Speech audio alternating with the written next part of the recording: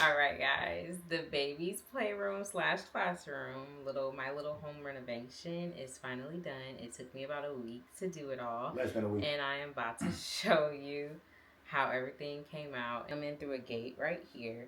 And then immediately to the right, we have a whiteboard with 2 corkscrews, some numbers, and just like different mathematical signs. And around the room you'll see some alphabet. Also in this corner we have the music station. So we have his piano that he actually got for his baby shower. We have a little triangle. We have one of these as well. And we just keep all of the music over here. So we have his books here. We'll swap these out. Some of these are from the library, some of these are from his bookshelf. These are actually like little record holders that I actually got a couple years ago to put in our older house. So we wanted to keep everything really at just like his eye level. He's not up and standing by himself yet, so everything is really at like a seated eye level that encourages him to reach up and, you know, interact with the things, because we are still heavily working on things in occupational therapy and physical therapy, really getting his tone better and working on his fine motor skills. So we wanted everything to just be at his eye level, but also at a challenging eye level that will help him like engage and practice the skills that we do in physical therapy. We don't want it to be intimidating. We don't want it to be out of reach, but we also still want to challenge him to do it himself. We put him in here. He has already like tried to grab some books, so we knew that this was a good addition to the space. So this side of the wall I'm actually really excited about. A couple weeks ago in physical therapy, I noticed that he was really engaging with himself in the mirror, so I wanted to find somewhere in our house to really like replicate that, to encourage him to work on some of those things we're working in physical therapy. And I wanted to put a bar here because he is wanting to like climb on things more and really work on like pulling up, because that's something he's interested in now. So I really wanted the beam to support that. We kind of have like a ballet bar against the mirror just to give him some encouragement and some interaction. And there is actually space above and below, so that like even when he's not standing, he can still engage with the mirror and see himself and just, you know, have that reflective play. Okay, so in this corner again we'll have our letters. They're just framing the room. And then we also have some of our foam climbing things. This is actually similar to some of the stuff that we use in physical therapy as well. So we have a ramp that we encourage like him to just climb up, get up on his knees, really practice that balance, and just like some stairs that he also works on getting on his knees and just learning how to climb up and down stairs. Right now we're working on him getting down the right way. So the stairs have been great for that, since we don't have stairs in this house. So this I actually DIY'd. You probably saw it in the other video. It's just like a little sensory thing, and it's really just something fun to play with. And literally it was $2 to make, but it's just something again at eye level that he can play with and keep him entertained and explore like different textures and different like reactions to things, to really show him that like his actions have reactions. So we have a little chalkboard over here that, you know, he can draw on. We can practice letters. We can do whatever we really want to do on, and just also give him some freedom. Like as a kid, I lived in a house where my grandmother painted on the wall, so I always want to like replicate that type of experience anywhere I go. So I love the idea of having a little chalkboard here. And I also think that I'm going to leave these stairs here as well, just to give him another opportunity to get up and high and really like work on some of those like core practices that we're working on in physical therapy. I actually got this shelf off of Facebook Marketplace and ended up painting it. But I have a really simple like setup. We took a lot of his electronic toys out of the play area because we are, like I said, creating structure. So he's not allowed to have any of his electronic toys until after 12 o'clock, and even then it's only for a 2-hour period in the entire day. So inside of this space, we're really looking for more like sensory toys, low stimulation and things like that, just to give him an ability to like wind down and just have some calm moments. But if he's wanting to play with some of his other toys, of course we're not just going to say like, oh no, you can't play with that. It's just we're trying to encourage the use of other toys. We have just some like pop-up toys at the bottom. This is also really good for him learning motor skills, using some of his fingers, just like that body isolation that we're working on. We also have a little spinny thing. He also has a leapfrog spinny thing that he loves and was actually introduced to it in physical therapy. And we try so hard to find the toys that we are using in physical therapy and occupational therapy to try and replicate those things, so that when he goes to these appointments, he's feeling more confident and more comfortable to play with the toy. A lot of the electronic toys that we have are actually toys that we use actively in the therapy sessions that we go to a couple days a week.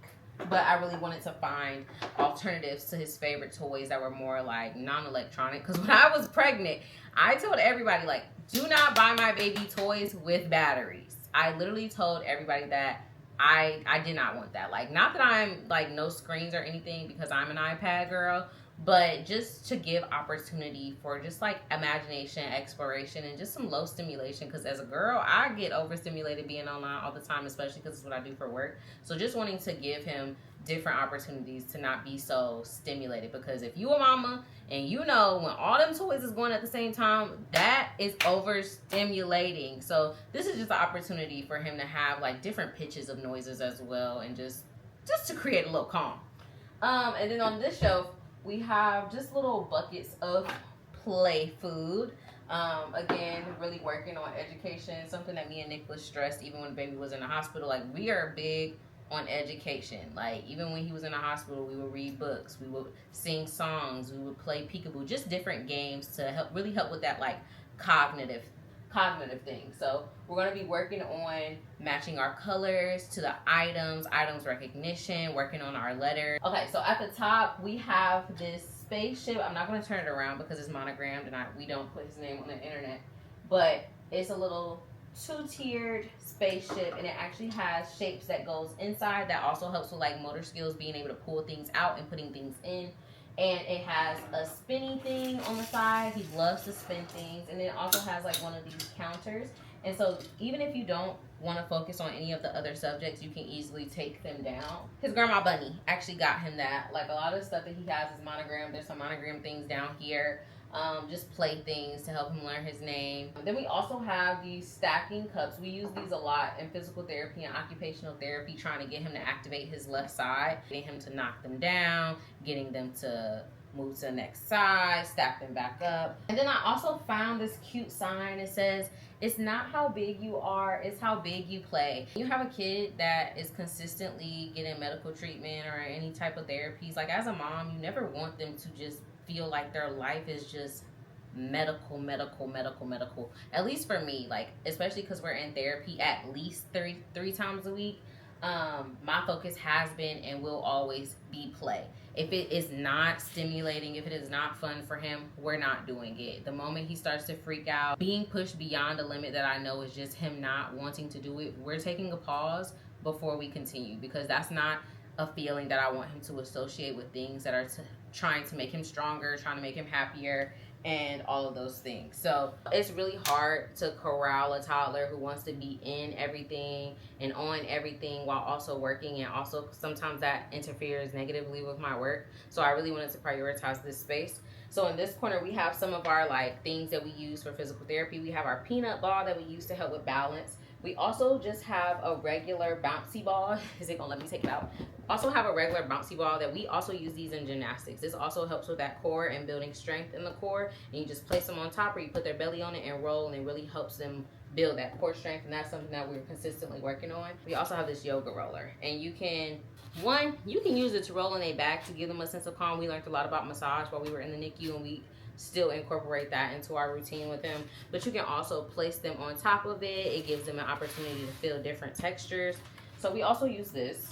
Alongside that, we have this flat surface. As you can see, our cats love this little thing when we first got it. But we also use this as just like a stable surface to put underneath his feet to try and give him a little bit more stability. Again, putting some input into that left foot, or even just giving him the ability to have something underneath him.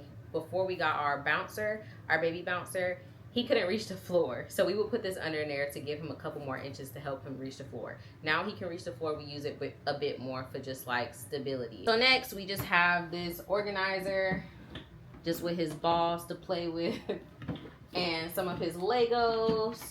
We also have a bunch of these fidget spinners around my house because my baby loves fidget spinners, and you know, they stick to everything. So this is just one that was in here. My baby is just now like eating Like, we're giving him more opportunities to eat completely by himself. We'll still help him, but we're giving him more opportunities to eat by himself. So I thought that it would be really very important for him to have his own space. We're not necessarily going to transition him from his high chair. We have a Trip Trap high chair. We love that high chair. It has been great for us since the baby has come home. We have transitioned him from the newborn piece to now just a regular high chair piece with a tray. But I also wanted to have a table just to get him in the habit of being seated at a table, eating, doing worksheets, doing arts and crafts, and having his own space to do that. And also having a space where we have a chair. This is one thing I really love about this setup, is that not only does the table flip, so when he's taller, he has an opportunity to still use this table,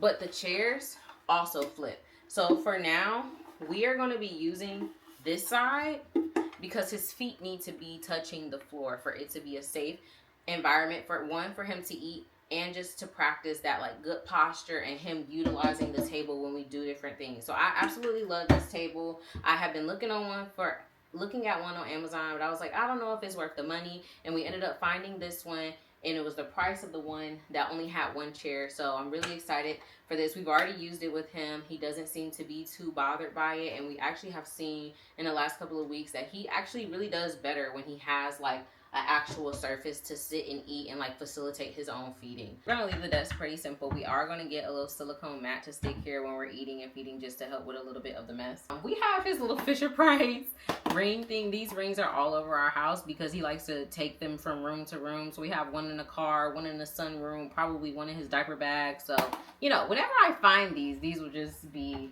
wherever they are. He really likes these. But I also have a doll. I'll probably get another kind of doll. This is one I just found at like the dollar store. But when I was a teacher, mirroring what I wanted my students to do really helped them grasp the concept really quickly, especially when I was working with like my kindergartners and first graders, and sometimes with my fifth graders. So I thought it was very important to have some kind of like human figure that was not me or Nick, to really like demonstrate what I want him to do. I want him to sit, so we're going to sit the baby down. I want him to sign more, so we're gonna more with the baby. Or we're gonna say thank you. We're gonna say thank you. If I want to work on the apple, baby eats apple, apple, apple. So it's just really nice to have just like something that will mirror that, you know, the baby can see like a relation to self. Even just like with the reflection. And if you come up in here and talk about boys should not have baby dolls, you will get blocked. You will get blocked. This is a genderless household, and my kid can do whatever he wants to do. We had a regular like 50 by 50 playpen with walls. We did swap that out to utilize this space. So we added in this wooden gate that I got off of Amazon. It actually ended up being bigger than I needed, so we're going to send the other piece that we're not using to my mom's house because he's there like a couple weekends a month. So we're going to send that other piece there. And this is also, I don't know if it was supposed to be customizable, but I'm Barb the Builder, and I do what I want to do. So we actually took a couple pieces off, we unscrewed them, and then like moved it around to make it functional for us. But this one is modular, so it bends, it comes in.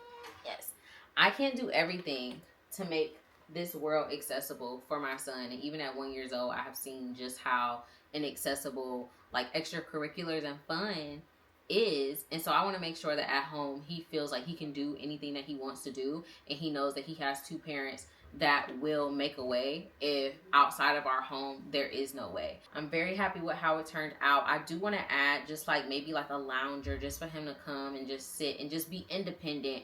I'm really big about independence and him having autonomy, and so I just want to provide as many like opportunities for him to just express that independence, work on it in a fun, comfortable, and safe space. And I really think that this space is going to be so good for his new toddler development, just watching him thrive. And as he gets older, and as, you know, his needs and his wants change, we will adjust the space accordingly, moving things up as his eye level changes and his mobility changes. But I'm very happy about this. I'm very excited about this. You know, thanks for looking at my baby's classroom / playroom. And yeah.